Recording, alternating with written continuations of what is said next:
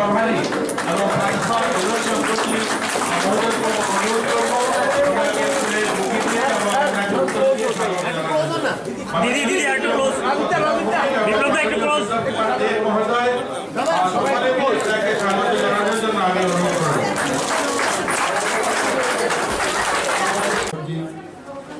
এবং আজকে এই নবনির্বাচিত নবঘোষিত যে আমাদের ভারতীয় জনতা পার্টি ত্রিপুরা প্রদেশের মাননীয় সভাপতি শ্রী রাজীব ভট্টাচার্য,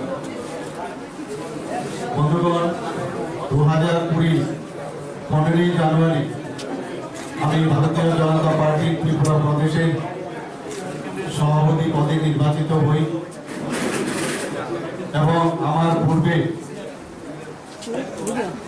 যিনি সভাপতি ছিলেন এবং প্রাক্তন মুখ্যমন্ত্রী শ্রী বিপ্লব কুমার দেবজির হাত থেকে আমি দায়িত্বভার গ্রহণ করি এবং 2020 15 জানুয়ারি থেকে আজ পর্যন্ত আমি চেষ্টা করেছি ভারতীয় জনতা পার্টির একনিষ্ঠ একজন কার্যকর্তা হিসাবে কাজ করার, এবং সেটা আমি আপ্রাণ চেষ্টা করেছি সবাইকে নিয়ে একসাথে চলার।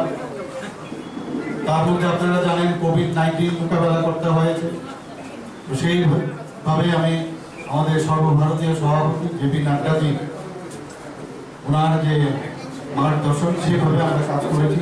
সাধারণ মানুষের জন্য আমাদের এই সংগঠন কাজ করে গেছে, ওনাদের যে কোনো জায়গায় যে কোনো সমস্যা সেইভাবে আমরা কাজ করেছি। মানে আমার সঙ্গে বর্তমান এবং প্রাক্তন এবং বর্তমান মুখ্যমন্ত্রীরা আমার সঙ্গে রয়েছেন। আমি খুব সৌভাগ্যশালী।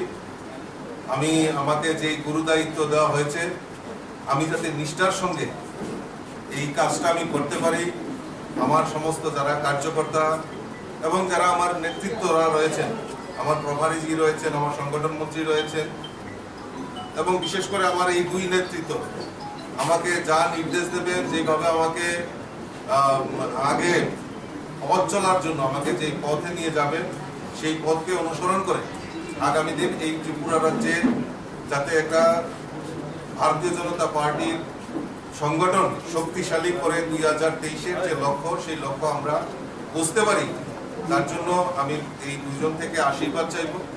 আমার এখনো মনে আছে 1991 থেকে যখন পার্টির কাজ যাত্রা শুরু করেছিলাম, আমার সঙ্গে আমার এই প্রতিমা ভৌমিক, আজকে যিনি কেন্দ্রীয় মন্ত্রী, রামপ্রসাদ পাল এবং অনেকেই আমার সঙ্গে একসঙ্গে মিলে আমরা কাজ করেছিলাম।